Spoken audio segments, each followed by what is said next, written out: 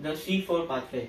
ये हमने first video में क्या समझा, हमने फर्स्ट वीडियो में फोटो रेस्पिरेशन समझा, जिसमें पूरी रेस्पिरेशन बताई कि अगर कार्बन डाइऑक्साइड कम होता है तो फिर वो आगे प्रोसेस कैसे करेगा, कैसे क्या क्या कंपाउंड मिलेंगे। अब इस बार हम पढ़ रहे हैं C4 पाथवे, ठीक है। तो स्टार्ट करते हैं C4 पाथवे। अभी C4 पाथवे दो सेल्स में होता है, ये प्लांट्स के दो सेल्स में होता है। पहला है मेसोफिल सेल और दूसरा है bundle sheath cell. Mesophyll cell में ये स्टार्ट होता है, स्टार्ट कहाँ से होगा, फॉस्फोइनोल पायरुवेट से।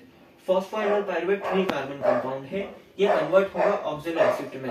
किसकी मदद से, फॉस्फोइनोल पायरुवेट कार्बोक्सिलेज की मदद से। ये जो 4 कार्बन कंपाउंड है फिर ये कन्वर्ट होगा मैलेट में। मैलेट में जब ये कन्वर्ट हो रहा है तो यहाँ पे एनर्जी रिड्यूस हो रही है, तो NADPH से NADP प्लस बन रहा है।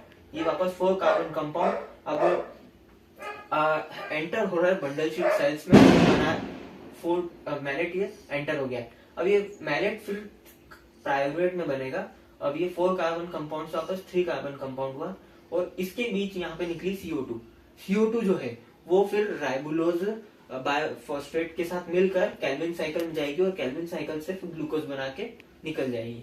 अब ये जो पायरुवेट बना ये वापस रिटर्न होगा मेसोफिल साइकिल में सेल्स में 3 कार्बन कंपाउंड से, और फिर पायरुवेट जो है ये वापस कन्वर्ट हो जाएगा फॉस्फोइनोल पायरुवेट में।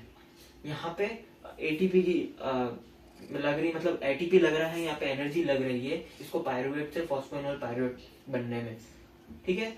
इसमें क्या हो रहा है कि ये वापस पूरी साइकिल बार बार चलेगी जब तक हमारा CO2 का जो फिक्सेशन है वो पूरा नहीं हो जाता।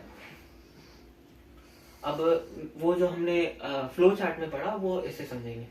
क्या लिखा है यहाँ, C4 पाथवे डिजाइन है CO2 को फिक्स करने के लिए लो कॉन्सेंट्रेशन प्लांट्स में, और इसको क्या बोलते हैं, C4 प्लांट्स, ठीक है। अब ये CO2 को फिक्स तो करता है, इसमें into a 4 carbon compound called oxaloacetate. ये जो प्लांट्स हैं ये जो CO2 4 carbon compound oxaloacetate में कन्वर्ट करते हैं, और ऑक्सलो एसीटेट फिर this occurs in cell called mesophylls. ये कहाँ होता है, मेसोफिल्स में होता है।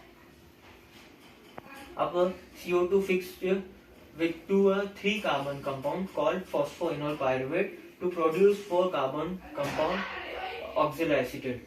मैंने बताया फॉस्फोइनोल पायरुवेट से फिर ऑक्सलो एसीटेट बनाते हैं। मैं पढ़ इसलिए रहा हूँ क्योंकि मैंने आपको ऑलरेडी समझा दिया है। फिर आगे समझते हैं। फिर ये जो एंजाइम जो कैटेलाइज कर रहा है फॉस्फोइनोल पायरुवेट को, वो फॉस्फोइनोल पायरुवेट कार्बोलिलेज है जो कि CO2 को फिक्स कर रहा है very efficiently, so the C4 branch don't need to have they open stomata, मतलब उनको फिर इसके बाद स्टोमेटा ओपन करने की जरूरत नहीं पड़ रही है। अब ये जो ऑक्सलो एसीटेट है ये कन्वर्ट हो रहा है वापस मैलेट में। कहाँ में, मैलेट में कन्वर्ट हो रहा है जिसमें एनर्जी रिड्यूस हो रही है NADPH की वजह से। ये जो मैलेट है फिर एग्जिट करता है मेसोफिल सेल्स को और एंटर करता है क्लोरोफास्ट के स्पेशलाइज्ड सेल, मैंने बताया बंडल शीट सेल।